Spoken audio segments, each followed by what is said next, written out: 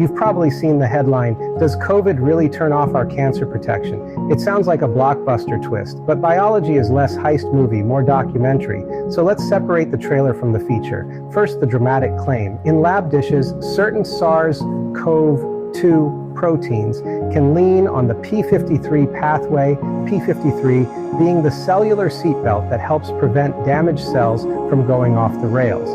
In these controlled systems, p53's activity can be dampened. That is not the same as the virus strolling into your body and deleting p53. It's a nudge to a pathway in vitro, not a permanent off switch in people. Next, the rumor that the virus plants its RNA into your DNA like a squatter. Careful studies using patient tissues and long-read sequencing haven't found convincing evidence of meaningful integration. If it happens at all, it's rare and not driving the story. What does look consequential? Inflammation. In mice, common respiratory virus, including SARS-CoV-2, can wake up dormant cancer cells in the lungs by spiking an inflammatory messenger called IL-6. That's not destiny for humans, but it's a strong hint that the post-infection landscape matters. And that brings us to the neighborhood no one talks about at block parties. They're called transposons and ancient retroviruses. Half of our genome is made of these genomic hitchhikers, line 1 elements, and fossilized retroviruses called HERVs. Most of the time they're quiet, like retired rock bands, but under stress, aging, or inflammation, they can start humming again. In COVID-19, several groups have reported increased expression of HERVW proteins in some patients. Think of it as genomic background noise that can rev the immune system, not a rewrite of your genetic script. So how do we turn down the noise? Start by reducing the number and severity of infections. Vaccination lowers the odds of long-tail complications. If you do get sick, early treatment matters. Metformin started promptly in an RCT, cut later long COVID diagnoses. None of this is magic. It's probability management. And it moves the odds in your favor. Then train the terrain. Exercise isn't penance, it's molecular editing. Regular movement, especially a mix of resistance training and cardio, nudges IL-6 and CRP down over time.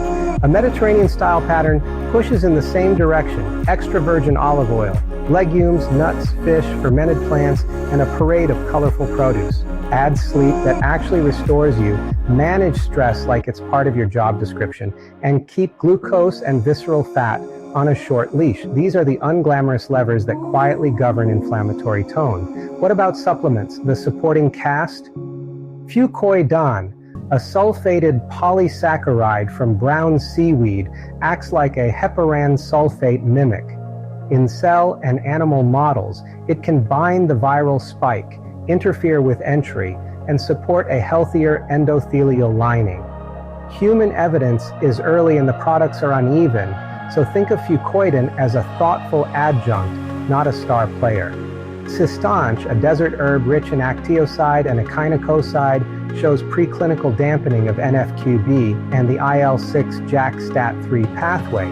A recent randomized trial reported better recovery and lower CRP after 8 weeks of supplementation. That points in the right direction, but it isn't a free pass. Quality varies and safety opinions differ, so treat it like you would a strong espresso, useful but not by the bucket. Polyphenols round out the bench. Resveratrol has the most direct tie to transposons, blocking line 1 retrotransposition in human cells through PPAR-A and SIRT6. EGCG from green tea and quercetin are broader anti-inflammatory and epigenetic nudges. They won't silence a choir of wayward elements by themselves, but they can help keep the stage lighting low. If you prefer checklists, here's the distilled version. Prevent infections when you can, treat early when you can't, move most days, eat like the Mediterranean without the airfare, sleep like it's a contract. Consider adjuncts with a cool head: Fucoidan for viral entry mechanics, Cistanche for IL-6 tone, and polyphenols for gentle epigenetic housekeeping. None of these replace the fundamentals, they ride shotgun. So, does COVID really turn off our cancer protection? No. But it can jostle control panels briefly and mostly through inflammation, while turning up some genomic background noise. The antidote isn't panic, it's steady housekeeping. Fewer infections, calmer cytokines, quieter transposons. Less sensational than a high, sure, but as plot twists go, you have more control than you think is the one worth sticking around for. Until next time, Peter Marino, signing out.